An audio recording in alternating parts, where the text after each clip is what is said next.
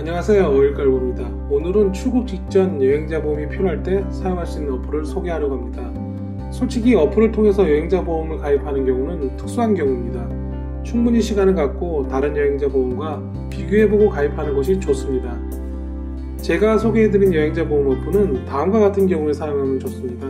첫 번째, 신용카드, 본인명 휴대폰, 공인증서가 없는 어르신들이 해외여행자 보험에 가입할 때, 어르신들 중에서는 공인증서를 가지고 있는 분이 별로 없습니다. 은행에서 직접 거래하는 것을 선호하시는 편이고요. 휴대폰도 자식 명의로 하시는 경우가 많습니다. 이런 분들이 여행자 보험을 가입하려고 하면 본인 인증 때문에 막히는 경우가 많습니다. 오늘 소개하는 마이뱅크는 주민번호만 알고 있으면 됩니다. 출국 직전에 여행자 보험이 필요할 때, 출국 직전에 여행자 보험 든다는 걸 깜빡했을 때입니다. 공항에서 물론 가입을 할 수 있습니다. 하지만 비용도 훨씬 비쌀 뿐만 아니라 시간도 넉넉하지 않습니다. 이럴 때 오늘 소개시켜드린 이 어플을 알고 계신다면 5분 만에 여행자 보험을 가입할 수 있습니다. 실제로 제가 이 어플을 통해서 얼마 전에 가입을 했습니다. 바로 두 번째 사항이었습니다. 갑작스러운 출국이었고 공항 가는 기차 안에서 여행자 보험을 들지 않은 것을 알아버렸습니다. 그리고 이 어플을 통해서 가입을 완료했습니다. 지금 보시는 화면이 바로 그때 가입을 하고 받은 보험가입 증명서입니다.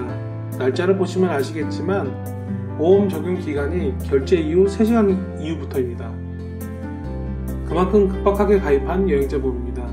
나이는 40대, 기간은 6일 정도, 보험료는 1,567원 정도 들었습니다. 그럼 이 어플을 가지고 어떻게 여행자 보험을 가입하는지 한번 보겠습니다. 마이뱅크를 실행합니다. 초기 화면에서 여행자 보험을 선택합니다. 해외여행을 선택하고 3개월 미만을 선택합니다. 테스트로 보여드린 영상이니까 출발 날짜는 아무 날짜나 선택하겠습니다.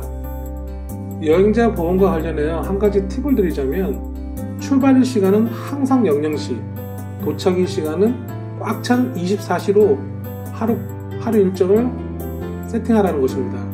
여행자 보험은 해외에서의 사고만 보장하는 것이 아니라 집을 떠나서 돌아오는 시간까지 보장하는 게 여행자 보험이기 때문입니다.